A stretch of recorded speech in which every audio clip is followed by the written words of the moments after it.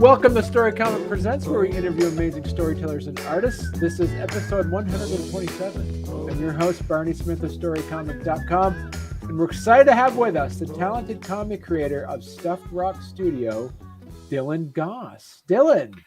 Yeah, thanks for having me. You're welcome. It's great to talk, and it's checking out. You have you have a pretty live Patreon page, which is fun to check out. You got an amazing ongoing series called Mara, which we're going to jump into and talk about as well. And great background story on this, great way of how you got it started. But first, I want to kind of jump in and talk about they talk about how you kind of started creating this. And I know that you started getting into comics by there's a legendary story that's going around that your father showed up with a pickup truck full of comic books and kind of got you started on something, right? Yeah, absolutely. Yard sales are amazing, right? Mostly Spider-Man, right? I heard mostly Spider-Man. Mostly Spider-Man. Yeah. There was a lot of Marvel. I would say about 10% of it was DC, and almost all of that was Wonder Woman. Right. The rest was Marvel, Spider-Man, X-Men, New Mutants. I really liked New Mutants. Magic was something really new and exciting for me, right? Because she wasn't really like any other mutant that I had seen, Yeah. But then you had guys like Cypher who, your ability is really cool. Yeah. But maybe don't go fighting. Maybe stay home. Yeah. Work for the UN. You have a cool ability, but. So I'm just, when you mentioned that in previous podcasts, that showed up with it was mostly 70s and 80s. Every time I heard you mention that in previous interviews, I was thinking out loud, and I'm going to ask you the question out loud. Now that I have you here, do you still have those comics? My father has those comics. Okay. So we moved to Belize when I was pretty young. We took them with us, and I moved to Taiwan with my wife about 13 years ago, and I left the comics there. Right. So my father has them now. Did you look them up to see if they're worth anything? You have any key issues or anything? They're not in the best condition. They're not. Nothing like slab worthy that you'd probably get them slabbed or anything. Though. No, they were dog-eared before I ever got into them. Oh yeah. Right. Oh, good. I had to ask you that question because I was wondering that from your other interviews. I'm like, well, where are they now? Are they? It's like, did you get any good ones? Yeah. So that's what kind of got you into comics, is that you were, basically, had a truck full, and that kind of got you started reading them. And so, as I think you were saying before too, it's like you really got in, you started writing early too, that your idea of writing. And where along the lines did the story Mara come into place in your evolution of comic creating? Well, I think the first seed of Mara came from Princess Mononoke. The whole wolf and girl trope. Yeah. And it's an iconic. It's a masterpiece. I'm not going to dance around that. It was a masterpiece. Right. Yeah.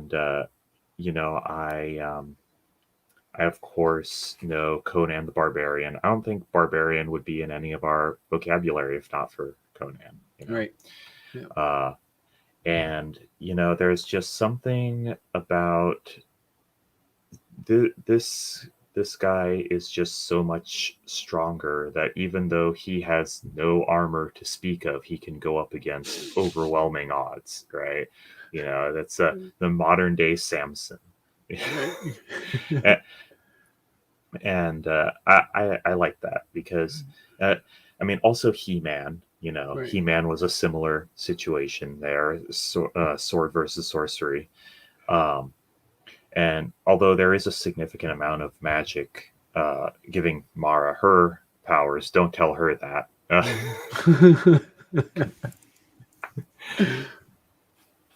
Yeah, and what really sparked Mara herself, just as her characterization, as I was watching Logan in the theater, and Daphne Keene showed up on screen for the first time. That fight scene.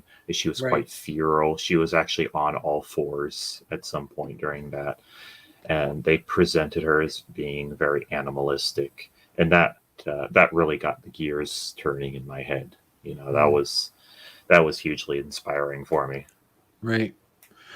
So talk a bit about Mara so she basically this is a world that takes place that is, which I love the setting. So it's one of the things we'll talk about world building in a bit, but I love the idea of the setting that it is kind of an ancient but post-apocalyptic setting. Yeah, So it's um, and she comes from a type of like an inspired Inuit culture, but now it's a dry, arid landscape. So right. um, talk to us about that setting you created.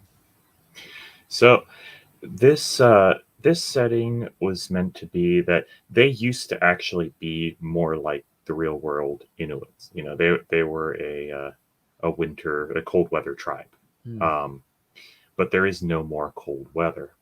So they have, instead of ice fishing, they have the only river around, and water is very precious, and that's what sparked the tribal war, right?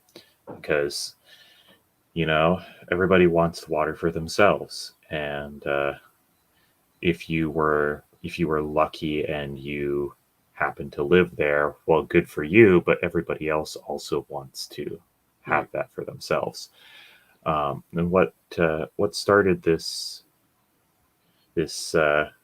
well, this is a pretty severe global warming. This is more like a global catastrophe. Right. um, there was a war between the gods, which set the sky on fire. It has completely destroyed the day night cycle. It is just constantly red all the time. Because the sky is literally on fire. Right. Yeah, yeah. Okay. So people who lived in warm climates at that time, of course, didn't make it. There was just no way to support life anymore there, Hmm. and so uh, Mara's tribe, the Rain, they had to adapt pretty quickly. You know, they used to dress a lot warmer. Of course, they used to do ice fishing. There's no more of that anymore. They were no longer self sufficient, so they had to.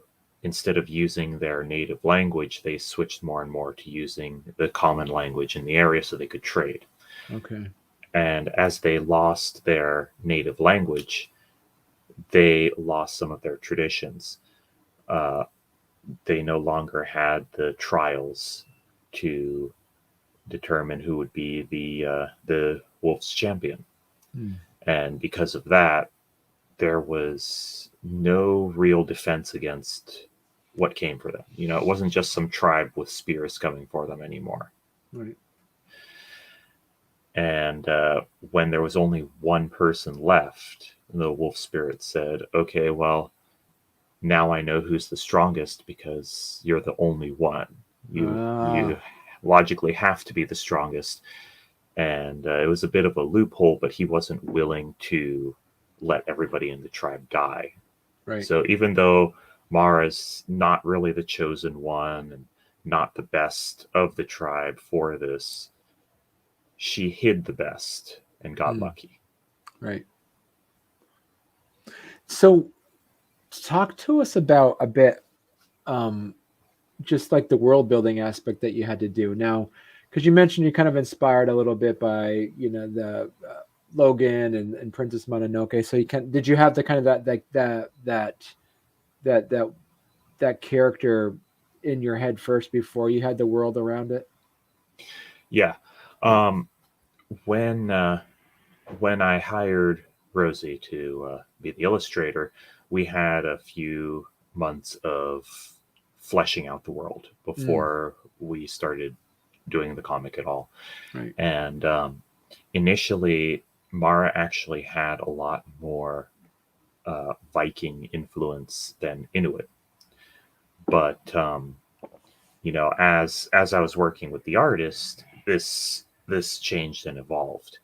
And because artists aren't just drawing robots, right? You give them an idea and you let them go, and if they come back with something you don't like, well, that's another discussion. But certain things have been changed because of Rosie's input. But I think the key there is that nothing was ever taken away, right? She's only ever added to the story. And that's why I'm willing to give as much creative freedom as I have, because it's not just a one-man show, we're a team, right? Right. And when I was hiring an artist, I had 3 people shortlisted, and I just told them, I'll pay you for a commission. Give me a character concept of, what you think Mara's like. And Rosie came back with something I wasn't expecting, but that ended up being my favorite. And so did you, because of the other artists, are you looking at maybe some future projects with some of your other shortlisted artists? Possibly. I definitely have other comic ideas and scripts, and they're not remotely the same genre. I've got a cyberpunk one in there, for instance. I've got a modern day one. I've even got a comedy one on the back burner. Right. So what do you do as a comic creator and a writer? Talk to us a bit about the feedback loop you have. Like, for instance, is when you write out a script, like, for instance, like take an example, Mara, like your first, 12 pages or so. Was it just Rosie that looked at it, or do you have like some other people that also write that you got feedback from and some tips and editing advice on? Yeah, absolutely. I also actually got feedback from other artists.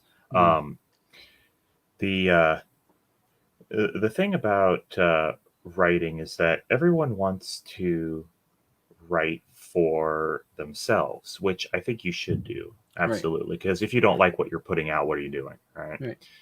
But other people have to like it too. Right. And it's pretty easy to get caught up in your own head sometimes. An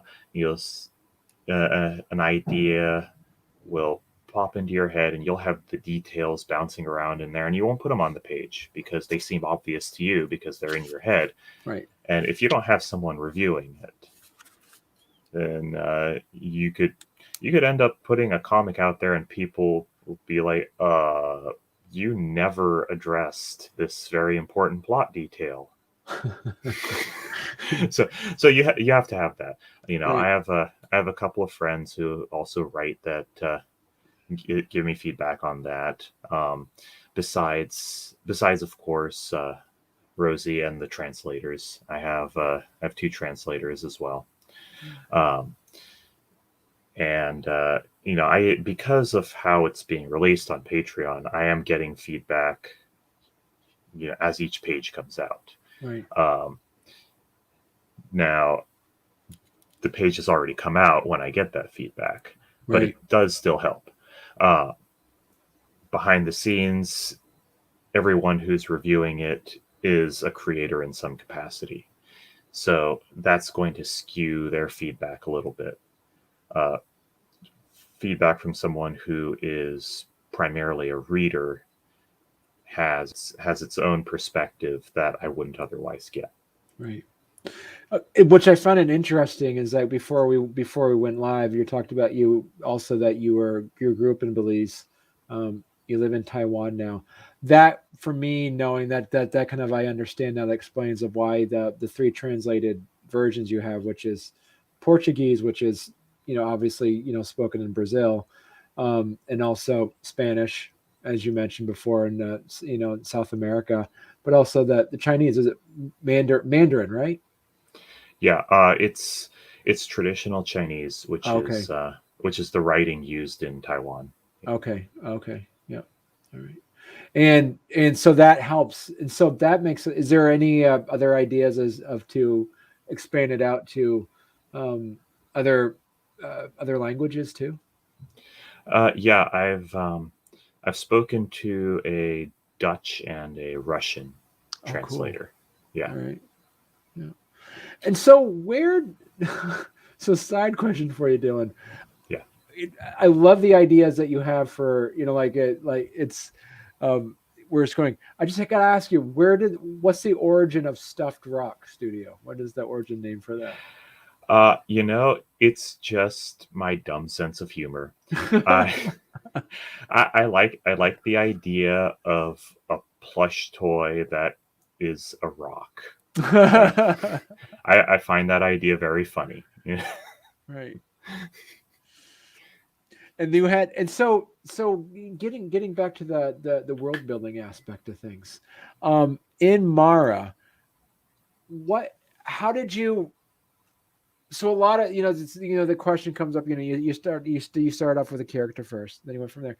So and then you went to did you start with like say like the geography of it, like did you map it out, did you have languages, different cultures, um where did you go from that, as you mentioned before, that Mara kind of in your head was kind of this idea of more of like a Viking culture is what you had initially in mind.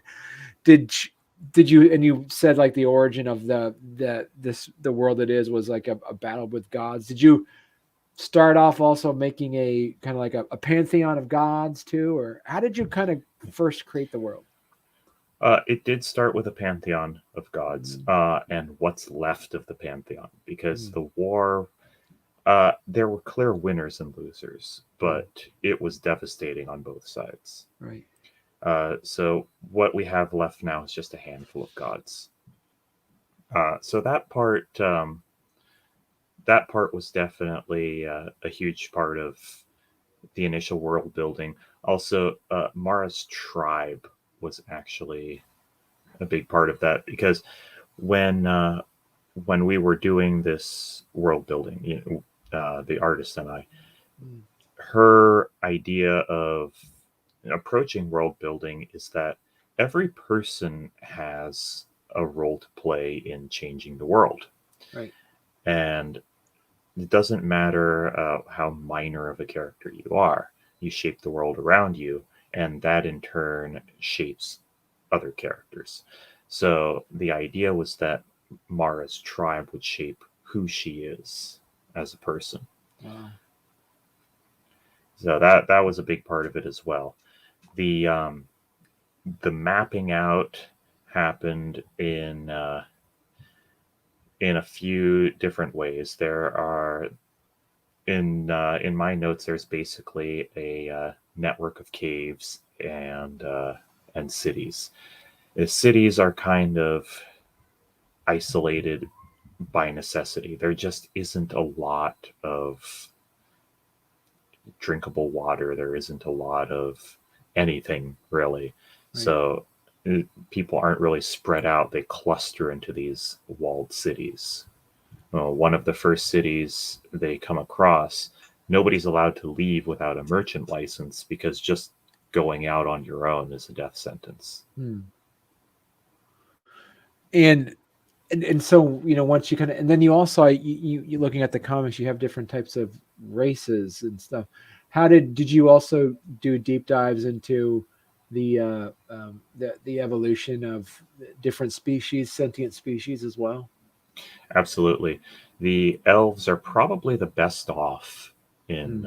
in this world, because they're high magic. They can manipulate the world in various ways. They can even create water, which is Oh wow. a very precious ability. Um, so they have some of the only nature around, really. Right. Uh, the um, the humans are. not terribly united, but they are the most prevalent species. Right. So, for instance, Pele is not affiliated with any of the people that we come across. His friend Benkeki was a childhood friend, and they've just been wandering around. They don't really have a tribe of their own at all, you know. And the insectoids are also a dying race. Orcs that we haven't seen yet were horribly devastated by the war because they don't have the infrastructure anymore to be a marching war band. You know, that would require carts of water, and that would require a lot of things that they just no longer have. And without that, they ended up just being mercenaries without tribes, and it's very difficult for them to survive like that. So they're quite rare. Right. The stone giants, like Jum is, they just have a lot of trouble surviving in this climate.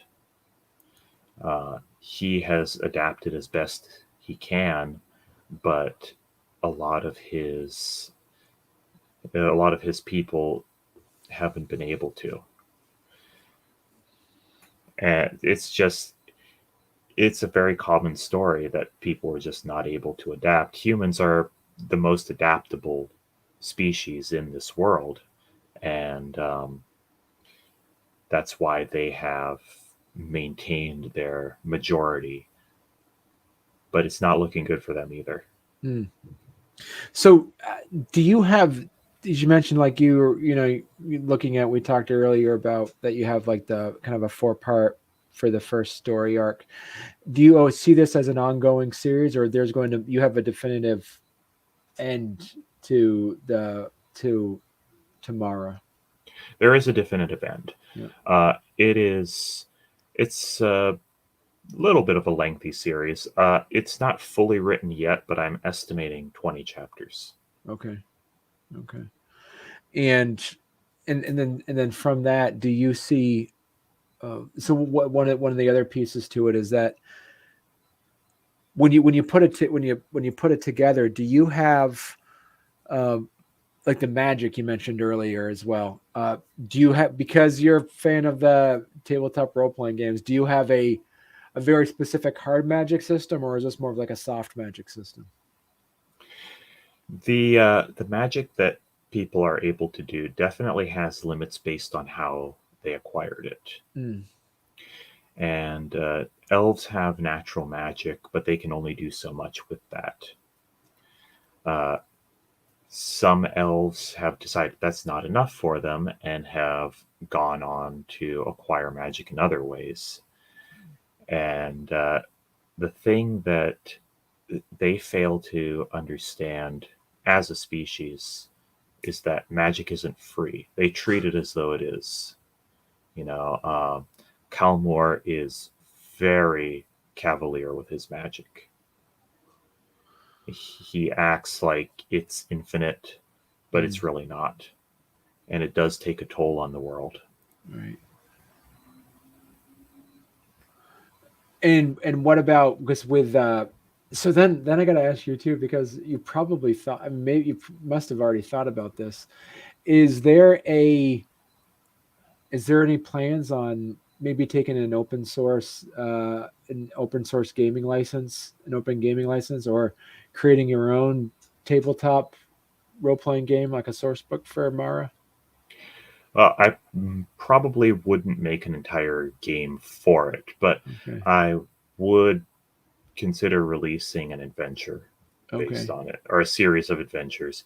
I would have someone who actually, writes adventures professionally do this, because while I am a GM, my notes are not worth publishing at all. Those are for me. And if anyone looks over my shoulder while I'm running the game, they won't learn anything. Yeah. and And what are some of what would be, getting back to working with Rosie. So, we have some comic writers that might be listening to this and saying, hey, you know what, you're able to find Rosie and say, like, I've kind of identified my own illustrator artist that I want to be working with. What's your advice from, say, like the business end perspective of contracts, or what would be some advice that you would give to other writers? So the contract is meant to protect both of you. And what I would recommend is that you look up you can find a lot of templates online. You look up one of those. Don't try and write it from scratch. Right. There's a lot of boilerplate for a reason. Crank out the first draft and send it to the artist. Don't expect them to sign the first draft, because it is both ways. The other thing is, artists are not drawing robots. I mentioned that before. So you need to work out what level of detail they're expecting in the script. A lot of people will default to using the Marvel method. The Marvel method is good. It's good. I don't use it. Right. I went through a whole discussion on how the script should be formatted. What works best for both of us, and that's important, because if it doesn't work for you, the writer, it's not going to come out well. Right. Even if it's the format that your artist wants, it's not going to come out well. Right. So what we settled on actually just looks more like a narrative. It ends up looking more like a narrative with detailed physical descriptions. And that's what works for us. It might not be what works for you. Maybe the Marvel method works great for you, but figure that out first. Don't tell them you want the pages now and hand off a script that you haven't even asked about yet. Right. And also too, like, what would be some of your advice on, say, like, deadlines and things like that, and for that as a writer working with an artist?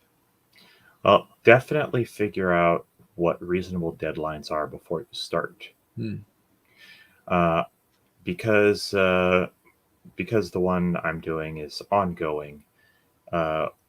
Instead of saying, okay, well, chapter 1 has to be done by this date, instead we go with, okay, well, we need to have 4 pages in the buffer.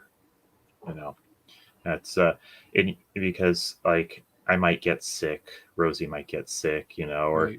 There's a holiday, or for some reason somebody has to take off for a little while. Right. If you are cranking it out close to the deadline, you're going to miss your deadline. Right. So you need to give yourself plenty of time for that. Whatever you think your deadline is, be early.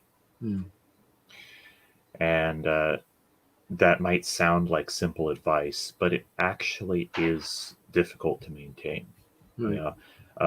As a project manager, which you are going to be if you're the writer, if it's a creator-owned comic, as a project manager, you will very quickly realize that the human element is just so unpredictable. Right. Yeah. So give yourself as much extra time as you can. Twice what you think you need. Right. And what are some of the, and you mentioned in previous interviews as well about some advice also on the networking aspect. How important do you see networking as making a creator-owned comic? The thing about a creator-owned comic is that you also have to market it yourself. And your connections aren't just for advertising. Don't approach it that way, or nobody's going to like you if all you do is you're gonna be the MLM aunt if that's all you do. But these people can actually help you, and often will. Not just in selling your comic, but in finding people to work with. And for instance, my original Portuguese translator couldn't do it anymore. He also does his own comics, and he has a podcast, and it was just he didn't have the time. Right. And that's fine. We parted ways, favorably. Amicably. But I still needed another translator. Because I actually have a network. I was able to reach out and say, hey, does anybody know a Portuguese translator? And I have a new Portuguese translator now. Right. If I didn't have a network, I would be shouting into the ether. Right. Yeah.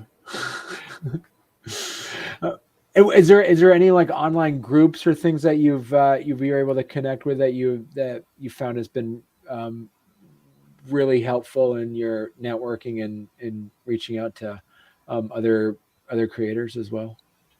I've found that it's easier to connect with other creators on Twitter than it is on Facebook. Wow. Because Twitter has more of a discovery aspect to it. Okay. Facebook has groups, which are valuable. I've definitely found people to work with in groups, but it leaves a lot more of the discovery on you. So it's more manual, whereas Twitter is just people just happen upon you, and you'll just happen upon people. And so it's great for meeting new faces that way. Right. Yeah. And part of your marketing strategy is all, do you have to, so how much do you put adage on the like the hashtags and stuff like that? What have you noticed that some of the hashtags there that seem to really spark for your comic? Hashtags are essential on Instagram. If you're not using at least a dozen hashtags, it's not going to get discovered. And I know that sounds like overkill, but that's what Instagram is. Right. Yeah. For Facebook, hashtags are not so great. They do exist and they do work, but nobody clicks on them, in my experience anyway. Yeah. What does work on Facebook is the groups. Right. You can share to groups, and then people will discover your work that way. Right. For Twitter, you have to use the hashtags. You have to use hashtags. You don't want to overload it like you would with Instagram. There just isn't enough space. Right. You have to be very short and to the point with Twitter.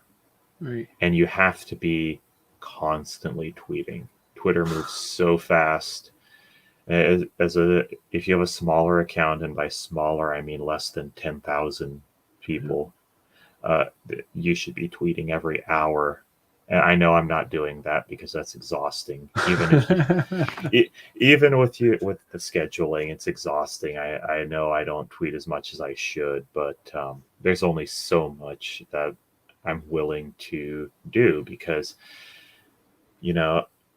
if I start resenting it, I'm not going to do very well. Right. Yeah. Because you want to make sure that it still stays fresh for you in a way. You don't want to. Yeah. Right. You don't want to. There's that delicate balance of making your passion into a chore, because then you start losing your passion for it. Yeah. Yeah. Yeah. So where do you see? So like we're talking. Getting back to Mara. What were some, as you're kind of approaching it, what were some of the surprises you saw that Mara did that you weren't expecting as a writer? That okay, this is the direction we're going. This is kind of new for me. When I started, chapter one went largely as planned. And I know that is not really, that's not really what I said before, because she has more of an Inuit background Right. or influence, sorry, than I initially anticipated. But once I actually started, uh, getting the chapter 1 pages with my new look on the tribe, I wasn't too terribly surprised at the direction it went. It went pretty much as I expected. In chapter 2, the way she threw herself at the zombies, I know I wrote that, but then I saw that on the page, and I'm like, oh, I wrote that, didn't I? And she is meant to have a serious element of brutality. She is an avatar of revenge. Right. And But I was gonna say, because you got a I think you said in previous one, you got a 2-year-old right now. I do, yeah. Right. And so you were because of that being now very very cognizant of the ages of children.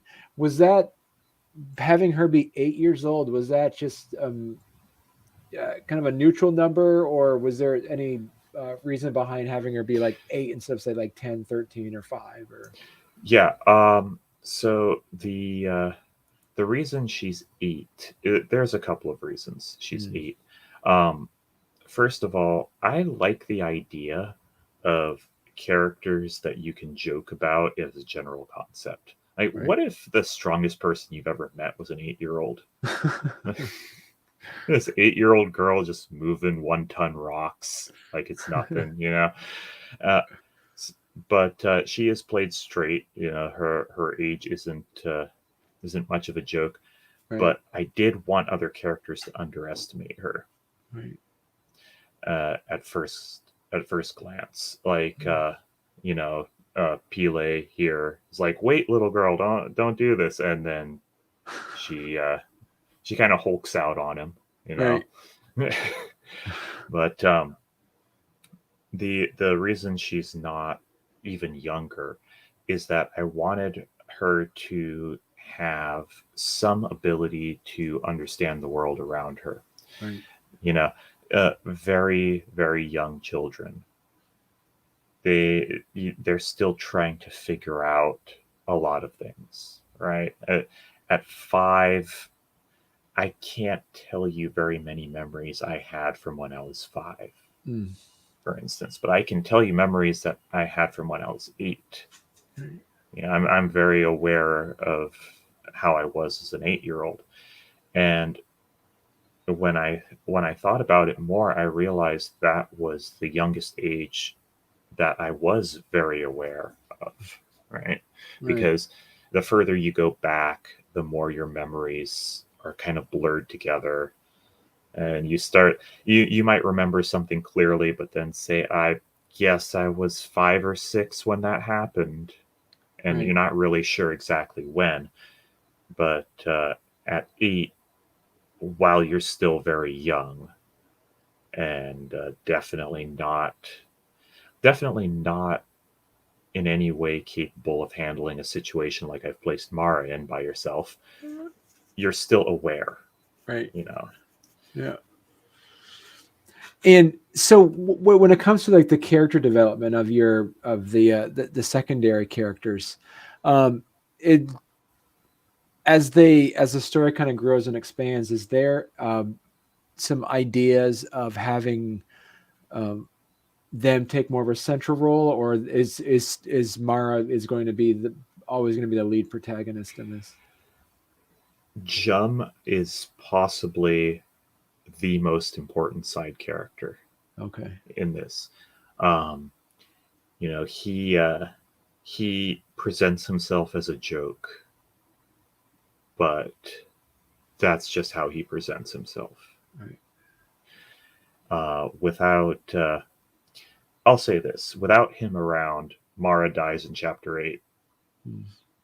Like, just not even point blank, she would die if he wasn't there. Wow. Okay.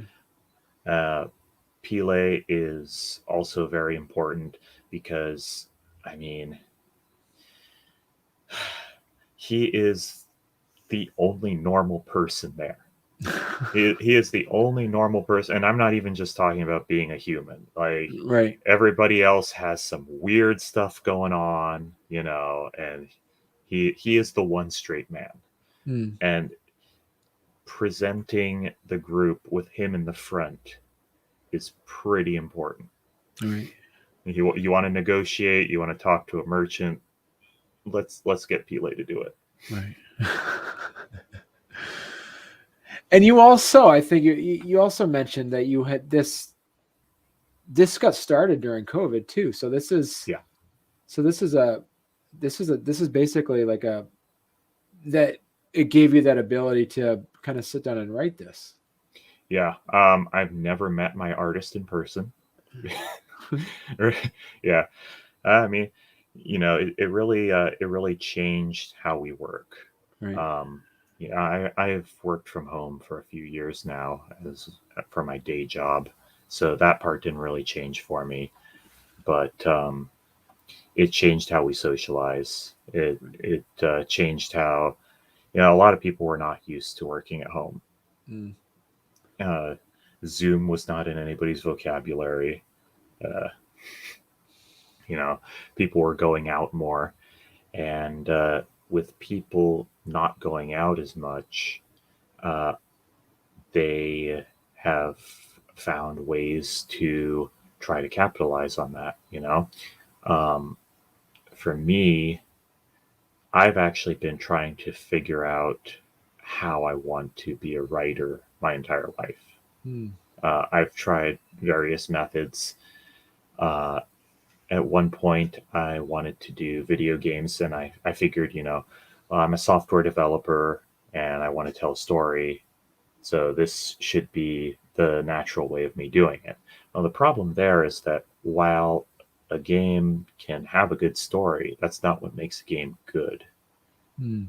And I was kind of just using the game as a vehicle to tell the story I wanted to tell, and that is setting yourself up for failure. Mm. Don't make a game if you just want to tell a story. There's the moral there. Yeah, it's unless it's one of those where they like the visual. What are they called? The Oh, visual novels. Yeah, visual novels. Yeah. yeah. The that you know that's how Fate got started, and Fate is it's a huge deal now, right? Um, but you know, I gotta respect that writer's effort. You know, he didn't want to make an erotic visual novel, but that's what people wanted to buy. So he had some scenes shoehorned in just to get those buys, right? They didn't really make much sense in canon. They were just kind of there, so he could say, "Yes, this is an erotic visual novel. Please give me money so I can do the thing I actually want to do." Right. And it worked. It worked. And you mentioned too before that that you uh, being kind of like being invested in not only the tabletop role playing game community but also in the comic book community. Um, you did mention too that there seems to be more of a stronger community like in the tabletop Yeah. RPG world as compared to the comic book. Explain more on that. So tabletop RPGs are inherently collaborative storytelling. Mm. That's, I mean, yeah, there's dice, there's rules, but Right. at the end of the day, it's a group of people sitting down and telling a story together. Right. So I think it promotes community just inherently. Comic books, yeah, you get crossovers sometimes, you get people working with each other, but by and large, comic creators don't really work together. Right. I feel like, you know, it just doesn't promote community in the same way. Uh, and I would love to be able to change that. I would love to be able to connect to more creators. You know, there are definitely some creators who are amazing people in the community. I did a crossover with the creator of Glyn in Monsterland. Okay.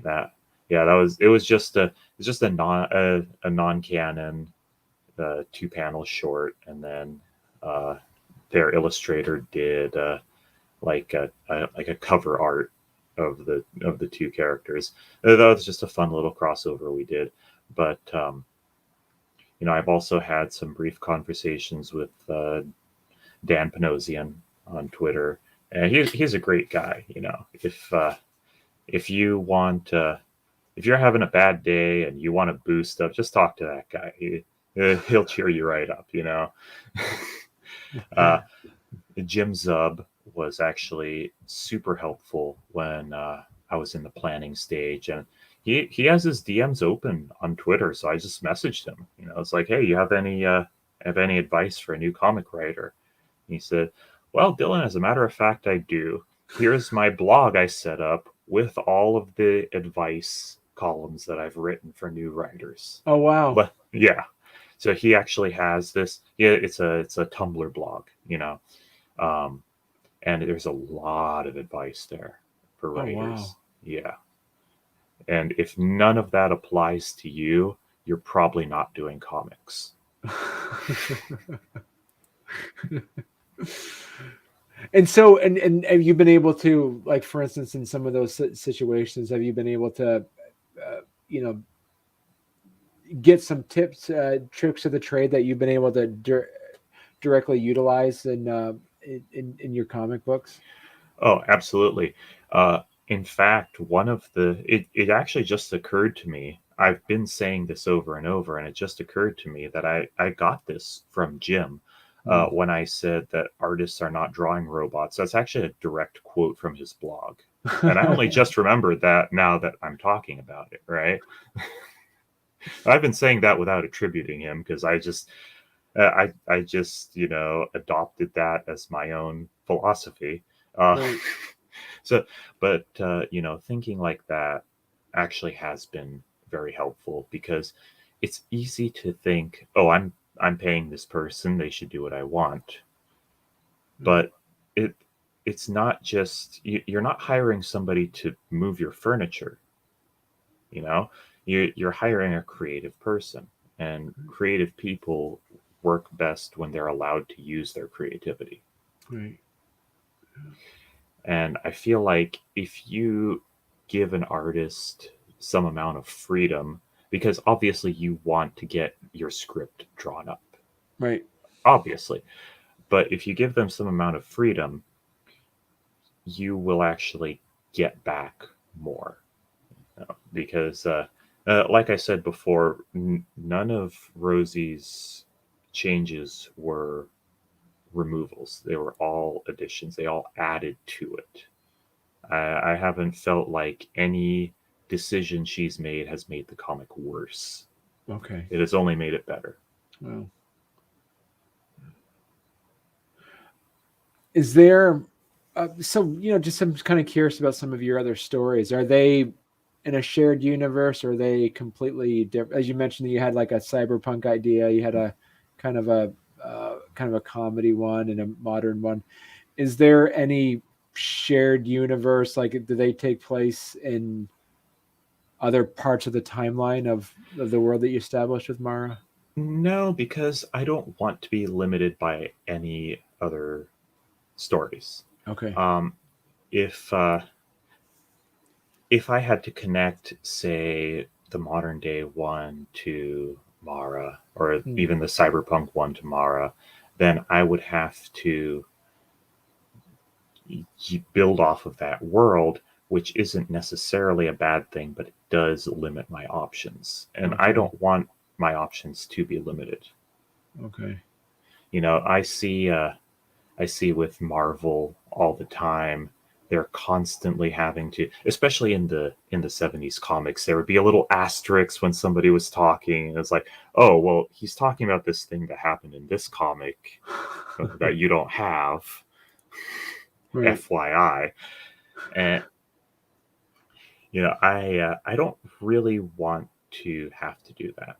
I don't want to have to say, well, wolves are the dominant species because Mara, right? Right. I don't want to have to say that technology evolved a certain way in the cyberpunk one because of how I wrote the modern one, and that's because of how I wrote Mara. Right? Right. Everything is kind of separate, so I can do whatever I want with it. Right. So yeah, this has been we're already at our hour mark already, Dylan. So this was just like that, man. Yeah, just like that. So people can, if people are interested in reading, they can actually go to mara-comic.com to actually read. It's right there. You also have your Patreon that I highly recommend people to check out, which is they get they get their pages earlier.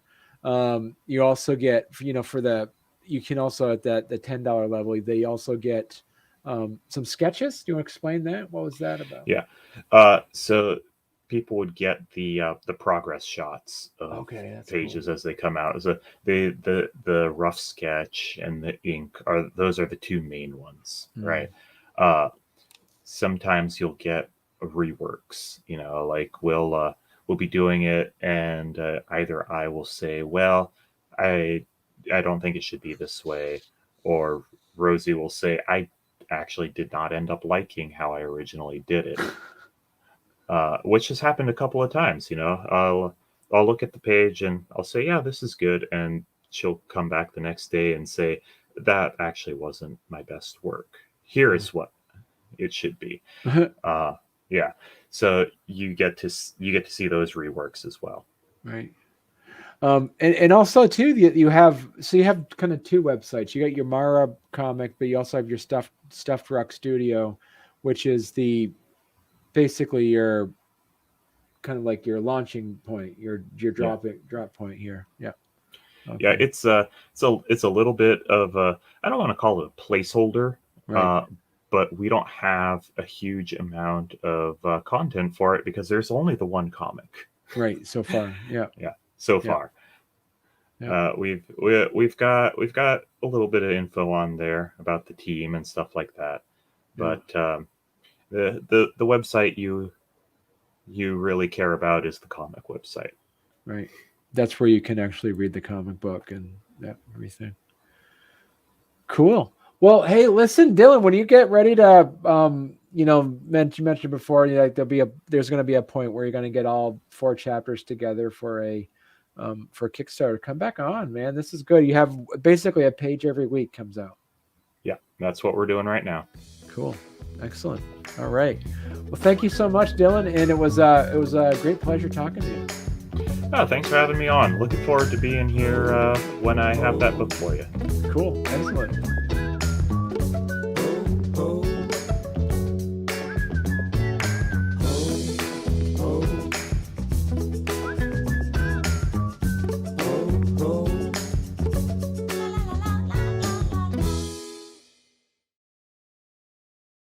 Did you ever do any do you Storytell Exalted? You said you run that? GM it? Yeah. We played mostly 2.5. Okay. Yeah. So that's different than how much different is the second edition to first edition? Well, first edition is really its own beast entirely. Right. It has the hallmarks of an old system, but it's definitely worth checking out. Right. I recommend everybody check it out. And if you're interested in Exalted, because they lay so much groundwork there that they just don't in second edition. Right. White Wolf is not good at consolidating. It's there's so many contradictions. You can tell they just contracted out writers, and this wait, you said something completely different in this other splat. I don't understand what you're talking about. Yeah. Well, remember when anybody could write anything about Star Wars and just have it be canon as long as they bought the license? Yeah. I feel like they kind of did that with their contractors. Yeah.